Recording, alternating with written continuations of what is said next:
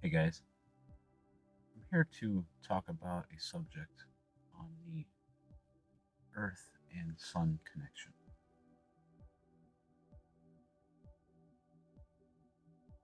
There's some things that people don't understand, and I'm here to share some information that I know.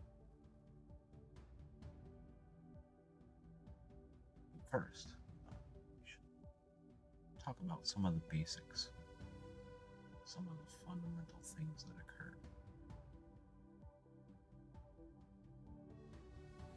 The magnetic field of the electromagnetic wave is perpendicular to the electric field and has this magnitude in free space. For electromagnetic waves, E and B are always perpendicular to each other and perpendicular to the direction of propagation. Flow. The direction of propagation is the direction of E times B. So the electric field, magnetic field runs perpendicular. They both run perpendicular to the propagation.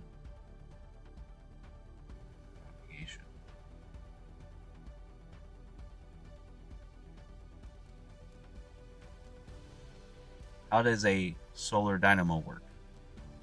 A large-scale solar magnetic activity is most likely to arise from the operation of a dynamo.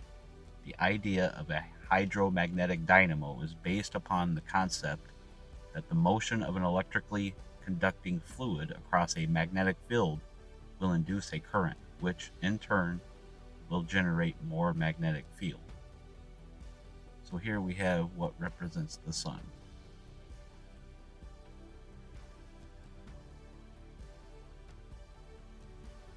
We have this field here,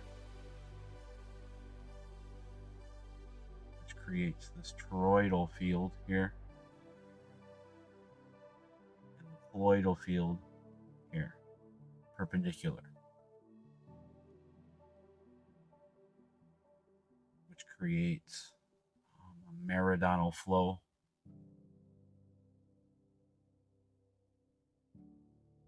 This is going this way. This is going this way.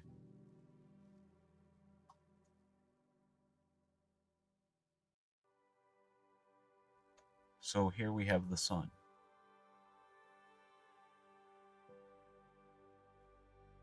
You'll notice over here, this is the colloidal field. And when the solar dynamo ramps up, it causes it to become more toroidal because of differential rotation between the poles and the equator.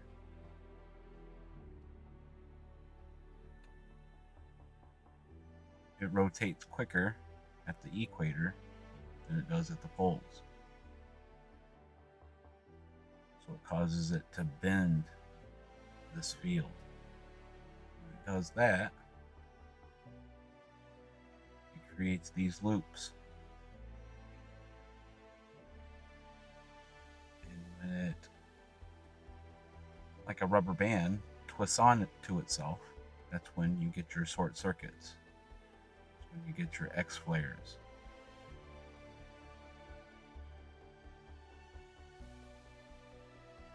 The solar dynamo increases in the 11-year cycle.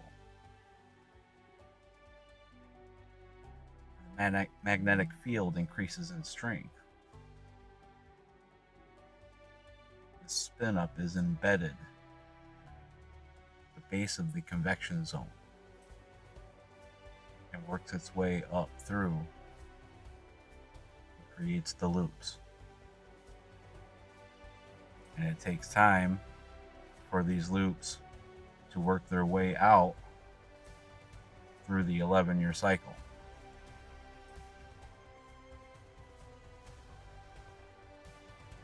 So it creates these variations in the magnetic field.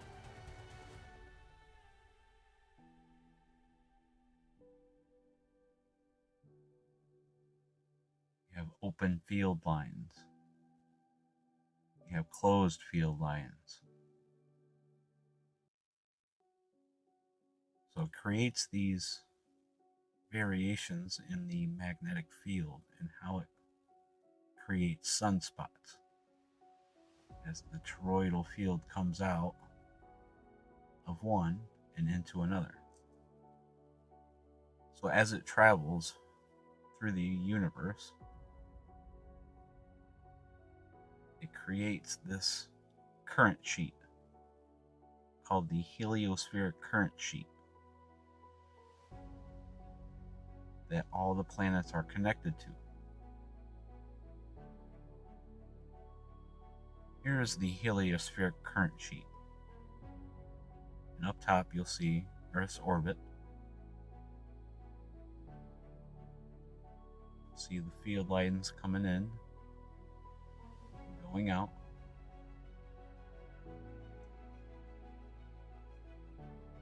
And the loops that are created from the CMEs, which are disruptions in this sheet.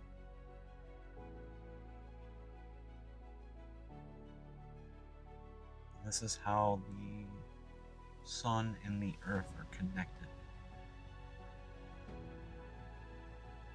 This represents how there's open field lines and there's closed field lines. You have your bow shock that's created,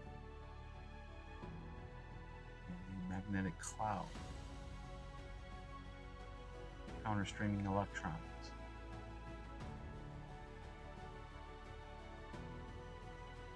And where the field reconnects. As the solar dynamo creates the magnetic field around the solar system, it creates this bow shock. This bow shock is what blocks cosmic rays from coming in. It doesn't block everything, as we see, but that is how it blocks the cosmic rays in the background. So if it increases in strength, then it blocks more cosmic rays coming in. When it decreases in strength, it allows more to come into the solar system, and in turn into the planets. As the energy is sent out from the sun, it creates this ripple effect called the Parker spiral. Every 7 to 10 days, the Earth crosses this threshold of that Parker spiral.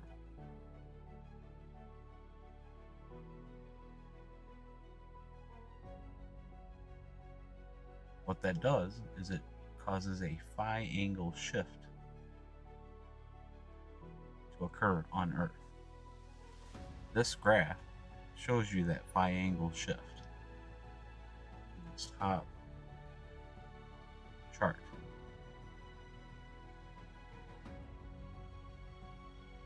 There is one polarity for this amount of time. It crosses that threshold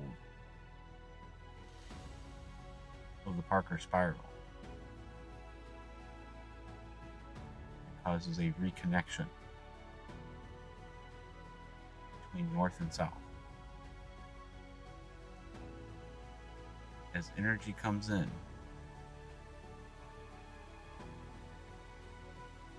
it impacts the magnetosheath, and it flows inward to the lower latitude boundary layer, or the LLBL.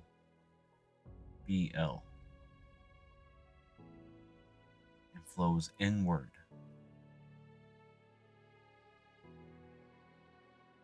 to the L shells, the L shell magnetic field,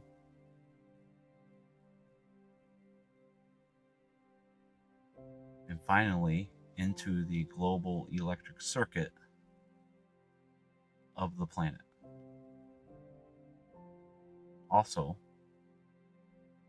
energy is stored in the magnetotail that's created, where it's fed into the Birkeland, Hall's, and Peterson currents near the poles.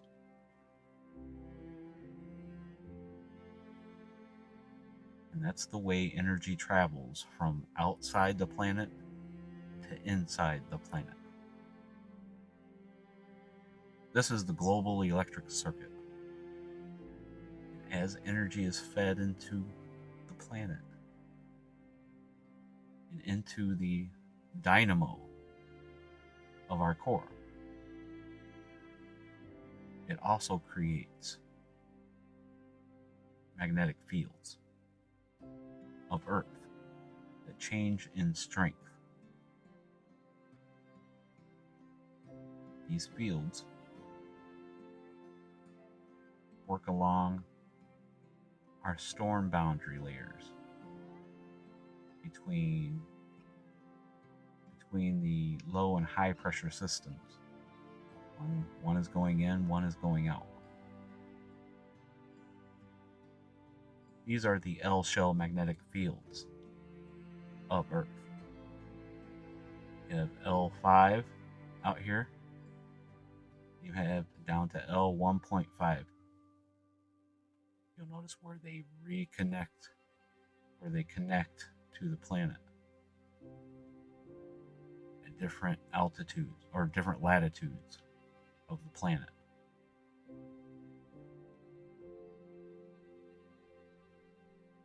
Between 2 and 3, or even 2 and 4, is where the majority of people live on this planet. In this area.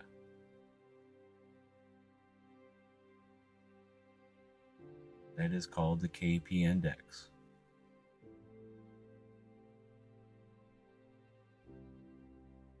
And those are magnetometers on the ground measuring this energy coming into the planet and leaving the planet. Here's to show the systems. This one's going out. This one's coming in.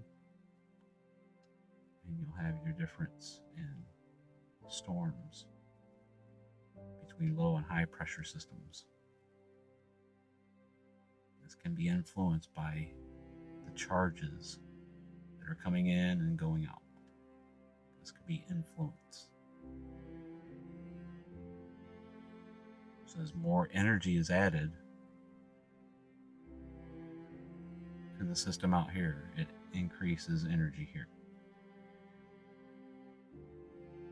Here we have the Birkeland, Hall's, and Peterson currents.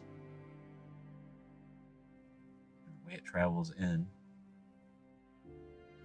to this side, runs over the top here, and creates this other current perpendicular.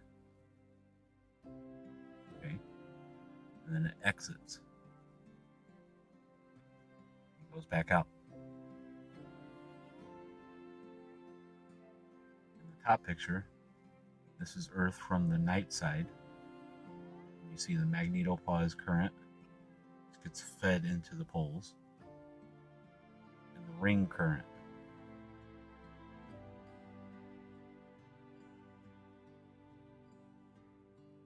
Created by the Hall's currents that run perpendicular.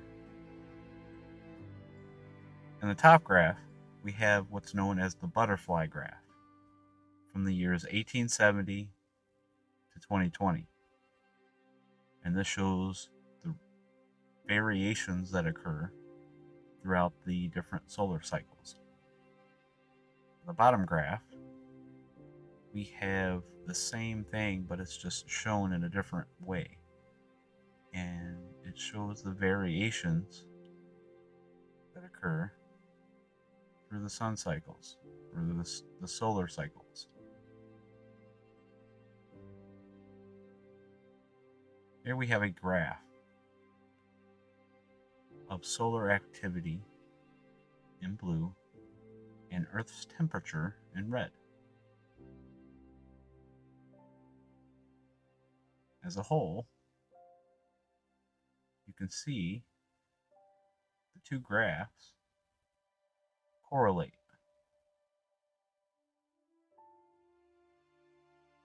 Right? As a whole.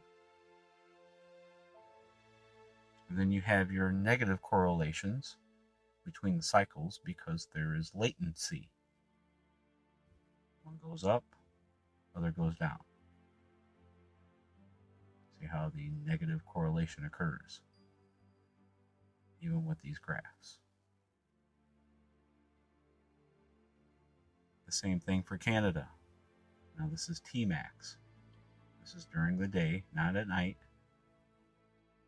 and during the hottest part of the day. You see the same correlation going up, coming down, going up. And again, some negative correlations occurring here, here, because it's not a switch. Earth's system cannot switch the variations that the sun produces. So there is latency, but the overall correlation is there. And this is much better than CO2. This lines up much better than CO2 in greenhouse gases. One more for Mexico. See the variations, correlation that lines up.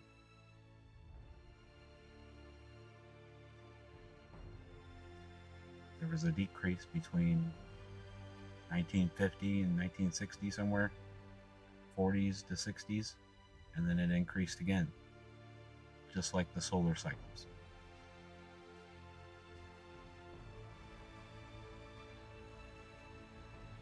So the sun affects the Earth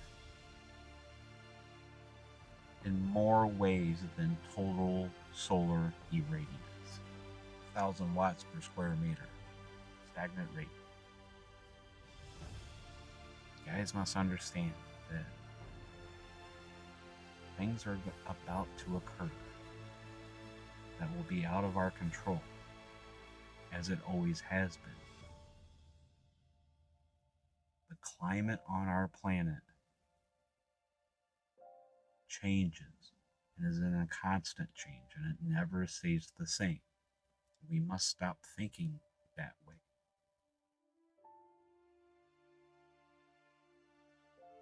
The grand solar minimum is said to occur between 2020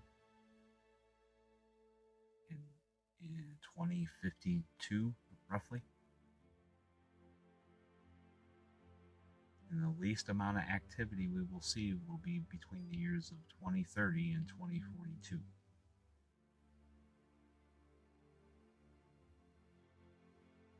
This will be affecting our food supply because our possible grow time to maturity will decrease well beyond the 3 months that most plants are needed to mature and produce the food that we need.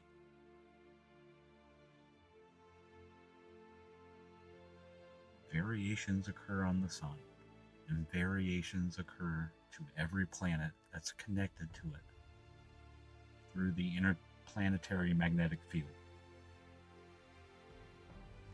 The sun and the earth go through variations, and that is the main driver of Earth's climate. You add albedo, the grading of Earth's axis, the Milankovitch cycles, and greenhouse gases, and those are the 5 factors of climate forcing. Well, I hope you enjoyed this presentation, and I thank you for watching. All right, guys. Bye.